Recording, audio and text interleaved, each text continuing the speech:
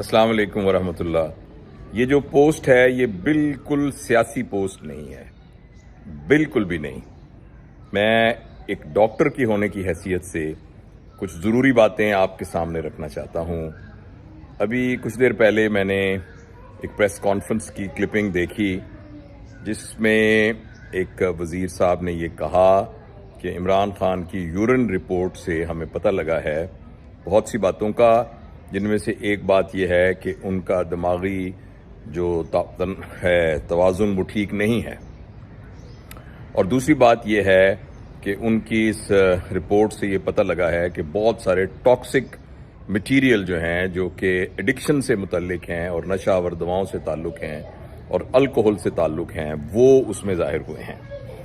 اس میں 2-3 باتیں میں اپنی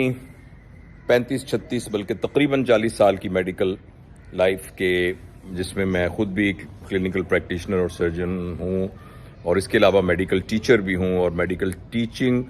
میں جو ماسٹر ڈگری ہے اس کو بھی پڑھاتا ہوں اور مختلف میڈیکل کالجز میں پڑھاتا رہا اور ایک کالج کا سربراہ بھی رہا۔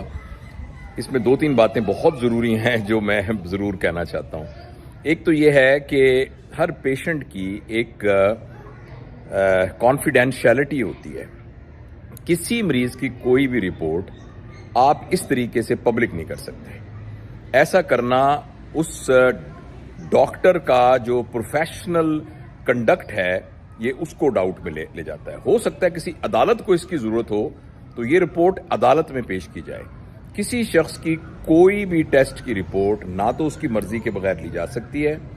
اور نہ ہی اس کا پبلکلی اس کا اظہار کیا جا سکتا ہے۔ یہ بریچ ہے کسی کی بھی پرائیویسی کی، اور ہمارے میڈیکل کوڈ ایتھکس کے کوڈ میں یہ بالکل کسی طریقے سے بھی جائز نہیں ہے اور صحیح نہیں ہے۔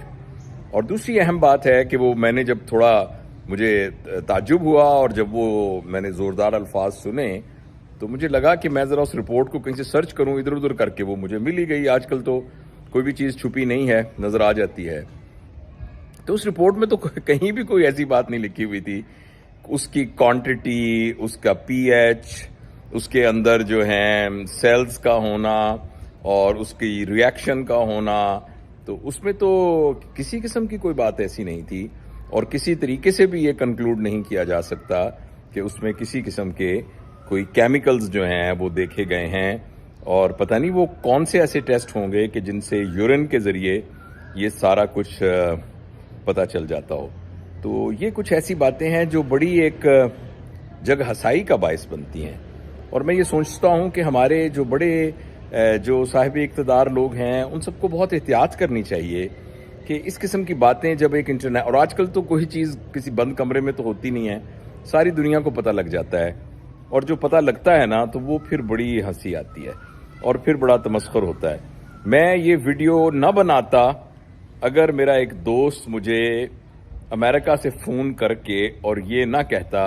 کہ یار دیکھ تو صحیح ہے تیرے ملک میں کیا ہو رہا ہے، یعنی کس طریقے سے ایک میڈیکل ایتھکس کی کوئی وائلیشن ہو رہی ہے، اور دوسرا فیکٹ کے اوپر بیسڈ انفارمیشن نہیں ہے۔ تو پھر میں دوبارہ کہہ رہا ہوں یہ کوئی سیاسی پوسٹ نہیں ہے، یہ ایک میڈیکل ڈاکٹر کی کلیریفیکیشن ہے